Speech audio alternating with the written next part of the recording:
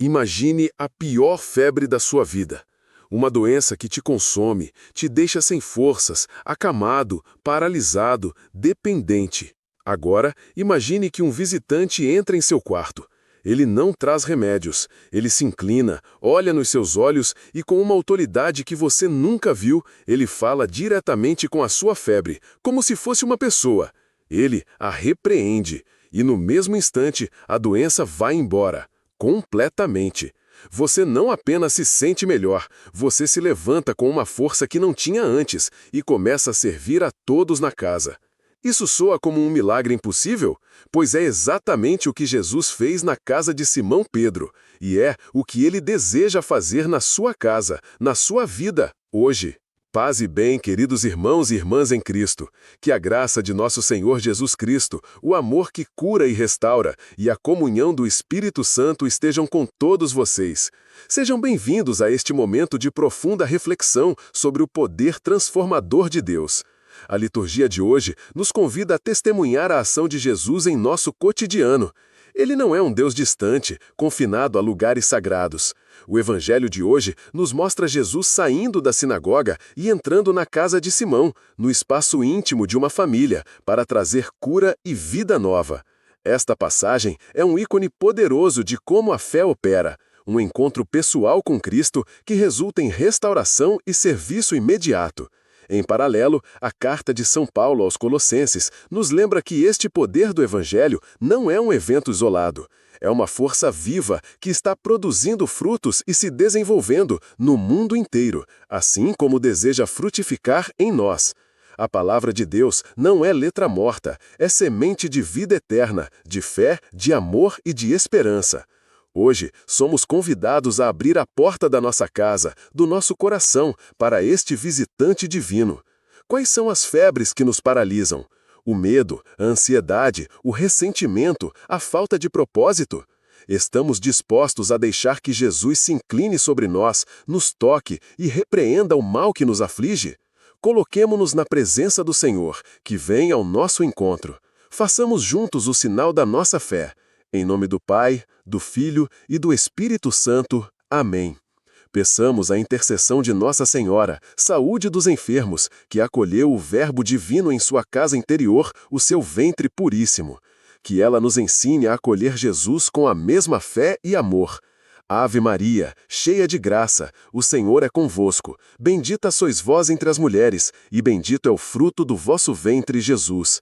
Santa Maria, Mãe de Deus, rogai por nós pecadores, agora e na hora da nossa morte. Amém. Iniciamos nossa meditação mergulhando nas palavras de São Paulo no início de sua carta aos Colossenses. Ouçamos com um coração dócil. Paulo, apóstolo de Cristo Jesus por vontade de Deus, e o irmão Timóteo, aos santos e fiéis irmãos em Cristo que estão em Colossos, graça e paz da parte de Deus nosso Pai. Damos graças a Deus, Pai de nosso Senhor Jesus Cristo, sempre rezando por vós, pois ouvimos acerca da vossa fé em Cristo Jesus e do amor que mostrais para com todos os santos, animados pela esperança na posse do céu. Disso já ouvistes falar no Evangelho, cuja palavra de verdade chegou até vós. E como no mundo inteiro, assim também entre vós, ela está produzindo frutos e se desenvolvendo, desde o dia em que ouvistes a graça divina e conhecestes verdadeiramente.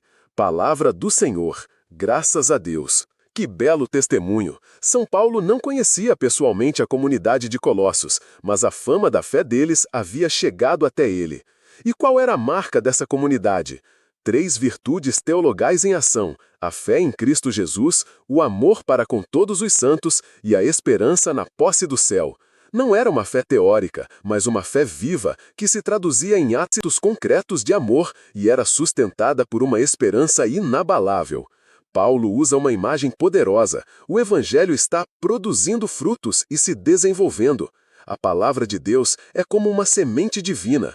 Quando plantada em um coração aberto, ela germina, cresce e, inevitavelmente, produz frutos. Quais são esses frutos? O amor, a alegria, a paz, a paciência, a bondade, a fidelidade, a mansidão e o domínio próprio. São os sinais visíveis de uma vida que foi verdadeiramente tocada pela graça de Deus. Essa palavra não é exclusividade de um povo ou de um lugar. Ela age no mundo inteiro e agiu naquela pequena comunidade de Colossos desde o dia em que ouviram a graça divina e a conheceram verdadeiramente. Conhecer a graça não é apenas saber que ela existe, é experimentá-la, é ter um encontro pessoal com a misericórdia de Deus manifestada em Jesus Cristo. É esse encontro que nos transforma de dentro para fora e nos capacita a dar frutos. O Salmo de hoje nos dá a chave para essa fecundidade espiritual, a confiança. Rezemos com o salmista: confio na clemência do meu Deus, agora e sempre. Eu, porém, como oliveira verdejante na casa do Senhor, confio na clemência do meu Deus agora e para sempre. Louvarei a vossa graça eternamente, porque vós assim agistes. Espero em vosso nome, porque é bom perante os vossos santos. Ser como uma oliveira verdejante. Essa imagem significa estar enraizado em Deus, extraindo dele a seiva da graça, para poder florescer e dar frutos que permaneçam. A confiança na clemência, na misericórdia de Deus, é o solo fértil onde a semente do Evangelho pode crescer e se multiplicar em nossa vida. Preparemo-nos para o coração de nossa meditação, o encontro transformador com Jesus. De pé, aclamemos: Aleluia, aleluia, aleluia! O Espírito do Senhor repousa sobre mim e enviou-me a anunciar aos pobres o Evangelho. Proclamação do Evangelho de Jesus Cristo segundo Lucas. Glória a vós, Senhor. Naquele tempo, Jesus saiu da sinagoga e entrou na casa de Simão. A sogra de Simão estava sofrendo com febre alta e pediram a Jesus em favor dela. Inclinando-se sobre ela, Jesus ameaçou a febre e a febre a deixou. Imediatamente, ela se levantou e começou a servi-los. Ao pôr do sol, todos os que tinham doentes atingidos por diversos males os levaram a Jesus. Jesus colocava as mãos em cada um deles e os curava. De muitas pessoas também saíam demônios, gritando: Tu és o Filho de Deus. Jesus os ameaçava e não os deixava falar, porque sabiam que ele era o Messias. Ao raiar do dia, Jesus saiu e foi para um lugar deserto. As multidões o procuravam e, indo até ele, tentavam impedi-lo que os deixasse. Mas Jesus disse: Eu devo anunciar a boa nova do reino de Deus também a outras cidades, porque para isso é que eu fui enviado. E pregava nas sinagogas da Judéia. Palavra da salvação. Glória a vós, Senhor. Contemplemos a primeira cena. Jesus entra na casa. Ele sai do espaço público e sagrado da sinagoga e entra no espaço privado e secular de um lar. Isso já é uma teologia profunda. Cristo quer santificar todas as dimensões da nossa existência. A sogra de Simão está com febre alta. A febre na Bíblia muitas vezes simboliza não apenas a doença física, mas tudo o que nos agita, nos consome, nos tira a paz e nos impede de viver plenamente. Pode ser a febre da ansiedade, do rancor, da cobiça, da impureza. Eles pediram a Jesus em favor dela. Que atitude fundamental, a oração de intercessão. Eles não sabiam o que Jesus faria, mas confiaram e apresentaram a necessidade a ele. E o que Jesus faz? Inclinando-se sobre ela, Jesus ameaçou a febre. Ele se inclina num gesto de ternura e proximidade. Ele não cura à distância, ele se aproxima da nossa miséria. E ele ameaçou a febre. Jesus trata a doença como uma força inimiga, algo que não pertence à criação de Deus e que deve ser expulso. Ele tem autoridade sobre o mal. O resultado é imediato e total. A febre a deixou. Imediatamente, ela se levantou e começou a servi-los. Aqui está o ciclo completo da graça. A cura não é para si mesma. A cura recebida de Deus nos capacita e nos impulsiona para o serviço. A prova da verdadeira cura interior é a capacidade de sair de si mesmo e começar a servir aos outros. A mulher não precisou de um tempo de recuperação. A graça de Deus é superabundante. Ela não apenas curou, mas restaurou completamente suas forças. Quantas vezes pedimos a Deus que nos cure, mas pensamos em usar essa cura apenas para nosso próprio bem-estar? A sogra de Simão nos ensina que a cura autêntica nos transforma em servos. A cena agora se expande. A notícia se espalha. Ao pôr do sol, todos os que tinham doentes os levaram a Jesus. O pôr do sol marcava o fim do sábado, quando era permitido viajar e transportar os enfermos. Vemos a fé e a esperança de um povo inteiro convergindo para Jesus. E a resposta dele é de uma compaixão e dedicação impressionantes. Jesus colocava as mãos em cada um deles e os curava. Ele não fez uma cura em massa, genérica. O texto enfatiza a individualidade em cada um deles. Este é o coração do nosso Deus. Para ele, não somos uma multidão anônima. Ele conhece cada um de nós pelo nome. Ele se importa com a nossa dor específica. O toque de Jesus é pessoal, íntimo, único para cada alma. Ele quer tocar as feridas de cada um de nós. Em meio às curas, outra manifestação de poder acontece. De muitas pessoas também saíam demônios, gritando: "Tu és o Filho de Deus." Jesus os ameaçava e não os deixava falar, porque sabiam que ele era o Messias. Ao raiar do dia, Jesus saiu e foi para um lugar deserto. As multidões o procuravam e, indo até ele, tentavam impedi-lo que os deixasse. Mas Jesus disse: "Eu devo anunciar a boa nova do reino de Deus também a outras cidades, porque para isso é que eu fui enviado." E pregava nas sinagogas da Judéia. Palavra da salvação. Glória a vós, Senhor. Mais uma vez, como vimos em Cafarnaum, o mundo espiritual é forçado a reconhecer a identidade de Jesus. Eles sabem quem ele é, mas Jesus os ameaçava e não os deixava falar, porque sabiam que ele era o Messias. Por que este silêncio, conhecido como o segredo messiânico? Jesus não quer que sua identidade seja revelada de forma espetacular ou política. Ele não é o tipo de Messias que o povo esperava, um libertador político, um rei poderoso. Sua realeza se manifestará na cruz. Sua identidade completa só pode ser compreendida à luz do mistério pascal. Uma proclamação vinda dos demônios geraria uma compreensão distorcida de sua missão. A verdadeira fé em Jesus como Messias e Filho de Deus deve nascer de um encontro pessoal com sua palavra e suas obras, não de uma confissão forçada pelo medo. Após essa jornada exaustiva de cura e libertação, o que Jesus faz? Ao raiar do dia, Jesus saiu e foi para um lugar deserto. Aqui está a fonte de todo o seu poder, a oração. No silêncio, na solidão, ele se reconecta com o Pai. Ele nos ensina que, por mais urgente que seja a nossa missão, por mais numerosas que sejam as necessidades ao nosso redor, nunca podemos negligenciar a intimidade com Deus na oração. É na oração que nossas forças são renovadas. É no deserto que recebemos a clareza para continuar o caminho. Sem oração, nosso serviço se torna mero ativismo e se esgota. Com a oração, nosso serviço se torna um transbordamento do amor de Deus.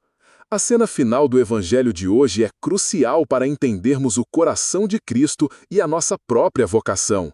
As multidões o procuravam e, indo até ele, tentavam impedi-lo que os deixassem. É uma reação humana e compreensível. Eles experimentaram o poder e a compaixão de Jesus. Eles encontraram nele a cura para seus males, a libertação de seus demônios. Eles querem que Jesus fique, querem retê-lo, possuí-lo, talvez transformá-lo em seu curandeiro particular, em seu rei local. Esta é uma tentação sutil e perigosa que também nós enfrentamos. A tentação de querer um Cristo só para nós, um Cristo que resolva os nossos problemas, que nos console, mas que não nos desafie a sair da nossa zona de conforto. Um Cristo para o nosso pequeno grupo, para a nossa paróquia, para a nossa família. Queremos domesticar o poder de Deus e mantê-lo sob nosso controle. Mas a resposta de Jesus é firme e clara, revelando a natureza universal de sua missão. Eu devo anunciar a boa nova do reino de Deus também a outras cidades, porque para isso é que eu fui enviado. Jesus não pertence a um lugar, a um povo, a um grupo. Ele foi enviado pelo Pai para todos. Sua missão é inegociável. O amor de Deus não pode ser contido. O reino de Deus deve ser anunciado até os confins da terra. A cura que ele realiza não é o fim, mas um sinal. É um sinal da chegada do reino, um sinal do amor de um Deus que se importa com a nossa vida inteira, corpo e alma. Mas a missão principal é o anúncio, a pregação da Boa Nova. E o que isso significa para nós? Significa que a nossa própria experiência de cura e salvação não é para ser guardada egoisticamente. Assim como a sogra de Simão foi curada e imediatamente começou a servir, nós também, curados por Cristo, somos enviados em missão. Fomos tocados por Ele para que possamos tocar outros com seu amor. Fomos libertados para sermos instrumentos de libertação. A fé que recebemos, como nos disse São Paulo, deve produzir frutos e se desenvolver. E o maior fruto é o amor missionário, o desejo de que todos conheçam a graça que nós conhecemos. E pregava nas sinagogas da Judéia. Jesus continua o seu caminho. Ele nos ensina a não nos apegarmos aos lugares de consolo, mas a estarmos sempre prontos para ir aonde o Pai nos envia. Façamos um momento de silêncio. Agradeçamos a Jesus pela cura que Ele já realizou em nossa vida. E perguntemos a Ele: Senhor, como queres que eu use esta cura para servir? Para onde me envias hoje a anunciar a boa nova do Teu reino? Senhor Jesus, que te inclinaste sobre a humanidade febril para curá-la, inclina-te hoje sobre nós. Repreende as febres do nosso corpo e da nossa alma. Toca-nos com tuas mãos santas e restaura nossas forças. Que, curados por ti, possamos nos levantar imediatamente a servir. Livra-nos da tentação de querer guardar-te só para nós. Dá-nos um coração missionário, um desejo ardente de anunciar o teu reino a todos os que ainda não te conhecem. Maria, primeira missionária, que levaste Jesus no teu ventre para anunciá-lo a Isabel, acompanha-nos em nosso caminho. Que, como tu, possamos ser portadores de Cristo para o mundo. Abençoe-nos Deus Todo-Poderoso, Pai, Filho e Espírito Santo. Amém. Glorifiquemos o Senhor com nossa vida. Ide em paz, e que o Senhor vos acompanhe. Se você sentiu o toque de Jesus nesta meditação, se deseja que Ele entre em sua casa para curar e libertar, escreva nos comentários: Senhor, entra na minha casa. Compartilhe este vídeo com alguém que precisa de cura e se inscreva no canal para que juntos possamos continuar a espalhar a boa nova do Reino de Deus.